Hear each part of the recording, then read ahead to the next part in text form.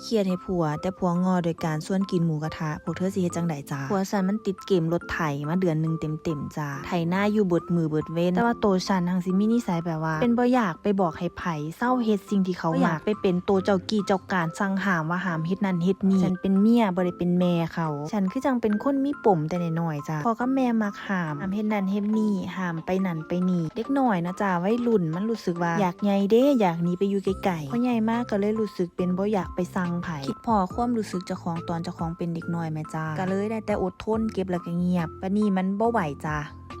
ศูนย์บ่รู้โตจักเทื่อบัดนี้ก็เลยเครียดได้บัดนี้บ่ปากบ่เว้าบ่หัวปกติเป็นคนเส้นตื่นเด้ยิ้มเก่งหัวง่ายเมื่อวานผัวยางมาถามจ้าว่าเธอเป็นหยังเธอเป็นแปลกๆว่าซั่นตามฟอร์มแล้วเนาะสไตล์ผู้หญิงฉันไม่เป็นไรก็ว่าจังซี่ล่ะจำนั้นล่ะจ้ามันหูเลยมันก็เซาเล่นเกมแล้วมันก็มานั่งอยู่โซฟาเปิดหนังเบิงพอเมียนางมานั่งนำเพิ่นก็ฟ้าวมากอดจ้าถามว่าเธอไม่พอใจที่ฉันเล่นเกมเยอะไปใช่ไหมว่าซั่นเธอทำไมไม่บอกฉันตรงๆแล้วเธอไม่พูดฉันก็ไม่รู้มันว่าเมื่อวานไปเฮ็ดงานเพิ่นก็เลยส่งขอความมาว่าที่รักวันนี้อยากทำอะไรพิเศษด้วยกันไหมอยากไปไหนไหมไปกินข้าวนอกบ้านไหมหรือจะกินหมูกระทะแล้วก็ดูหนังกันไหมว่าซั่นเศร้าเครียดเลยจ้า